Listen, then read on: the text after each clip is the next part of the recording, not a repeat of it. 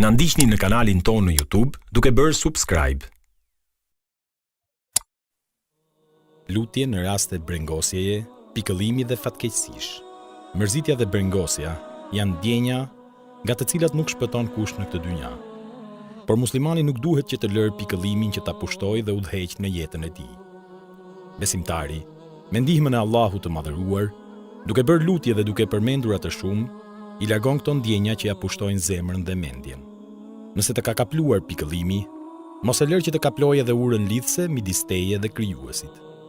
Mjekimi më i mirë për largimin e brengosjeve dhe mërzitjeve është ripërtëritja e besimit, përtëritja e shehadetit, sinqeriteti me Allahun e Madhëruar, largimi nga shokdhënia. Lutja më e mirë është ajo që bëri Yunusi në barkun e peshkut. Nuk ka të adhuruar me të drejtë përpos Allahut, i pa të meta është ai. Unë me të vërtetë isha prej gjunaqtarëve. Nuk meriton të adhurohet askush dhe asgjë tjetër përveç Allahut të Madhërisëm. S'ka të adhuruar me të drejtë përpos Allahut, Zotit të Arshit të Lartë. S'ka të adhuruar me të drejtë përpos Allahut, Zotit të qejve dhe tokës dhe Zotit të Arshit fisnik. Këtë lutje, profeti paqja dhe mëshira e Allahut qofshin mbi të, e bënte në raste vështirësie e kur ishte i mërzitur. Në të vërehet qartë njëshmëria e Allahut dhe se robi duhet të lidhet vetëm me Zotin e vet dhe të mos i bëj kurrë shirk atij. Allahu është Zoti im dhe unë nuk i bëj atij shok asnjë gjë. Profeti, paqja dhe mëshira e Allahut qofshin mbi të, ja mësoi këtë lutje Esma bint Umeisit, që ta thoshte në raste pikëllimi.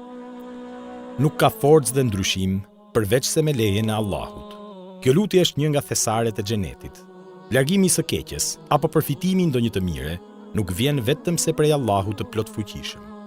Na mjafton Allahu dhe ai është më i miri mbështetës. Këtë lutje e tha Ibrahimi, paqja dhe mëshira e Allahut qofshin mbi të, kur e hodhën jo besimtarët në zjarr.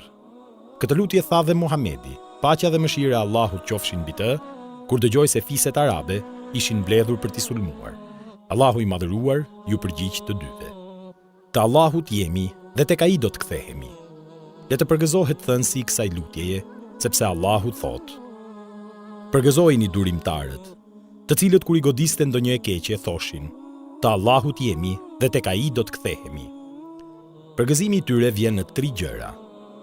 Ata kanë mbështetje prej Zotit të tyre, mëshirë, dhe ata janë të udhëzuar. Bekare, ajeti 157.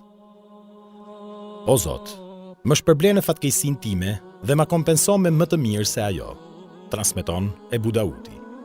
Umu Seleme thot se e ka dëgjuar profetin, paqja dhe mëshira e Allahut qofshin mbi të thoshte: Nuk ka musliman që e godet një fatkeqësi e thot: Atë që e ka urdhëruar Allahu, te Allahut jemi dhe tek ai do të kthehemi.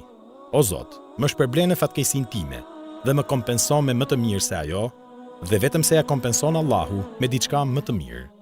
Kur vdiqe Ebu Seleme, thash: Kush do t'jetë më i mirë se Ebu Seleme? Por unë e bëra lutjen dhe Allahu ma kompensoi me profetin, paqja dhe mëshira e Allahut qofshin mbi të, për burr. O gjalli, i përhershmi, me mëshirën tënde kërkojmë ndihmë. Transmeton Buhariu dhe Muslimi. Na ndiqni në kanalin tonë në YouTube duke bërë subscribe.